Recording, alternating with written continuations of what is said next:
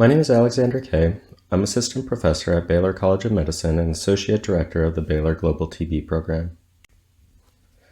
Today, on behalf of these co-authors, I'll be presenting an abstract entitled Optimization to dolutegravir-based ART in a cohort of virally suppressed adolescents is associated with an increase in the rate of BMI change and odds of becoming overweight. I have no conflicts of interest to report. Dolutegravir, or DTG-based ART, is non-inferior to efavirenz with respect to viral suppression and has lower rates of medication discontinuation due to side effects. DTG-based ART is recommended as the preferred first-line ART by the World Health Organization. However, DTG-based ART may be associated with increased weight gain in previously ART-naive patients when compared to other regimens, and this effect may be more pronounced in patients initiated on DTG co-formulated with TAF when compared to co-formulation with TDF, and also in females. The evidence is mixed on weight gain following the transition to DTG in virally suppressed patients. However, multiple studies have demonstrated an increase in the rate of weight gain following the transition to DTG from both PI-based regimens and NNRTI-based regimens.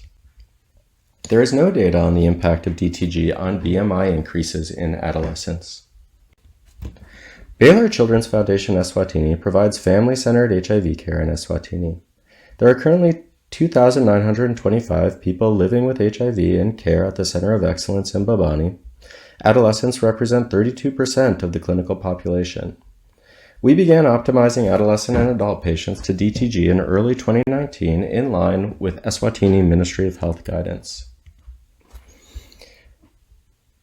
Our research question was, what effect does the transition to DTG-based ART have on the rate of BMI change in virally suppressed adolescent patients? To answer this question, we evaluated a retrospective cohort of 605 adolescent patients who were transitioned to DTG. De-identified data was abstracted from the electronic medical record. Inclusion criteria were that the patients had to have been transitioned to DTG. They had to have been enrolled in care for 1 year prior to DTG initiation. They had to have evidence of viral suppression prior to DTG initiation, and they had to have a weight and height measurement before or after DTG initiation. Random effects linear spline models with a nod at DTG initiation were used to model the rate of change in BMI before and after DTG, and the odds of becoming obese or overweight as defined by WHO BMI for age cutoffs. We adjusted for sex, DTG companion drugs, previous ART regimens, and age at DTG initiation. The cohort was evenly balanced between males and females and relatively evenly dispersed across age bands between 10 and 19 years of age. The majority of adolescents were on nevirapine-based ART prior to DTG, and the majority were transitioned to TDF and 3TC as companion drugs with DTG. This was a healthy cohort, and nearly all of the patients were WHO T-Stage 1. This is the World Health Organization BMI for age chart for adolescent boys. There's a similar chart for adolescent girls. As you can see, the BMI increases normally throughout adolescence. There are subcategories of BMI Z-scores, including obesity, overweight, normal, thinness, and severe thinness. On average, per year, boys increase their BMI of 0.64 kilograms per meter squared per year, and girls at 0.55 kilograms per meter squared per year. In this cohort, we observed an increase in BMI before DTG of 0.316 kilograms per meter squared per year, and after DTG, this increased to 0.94 kilograms per meter squared per year, which was a significant difference.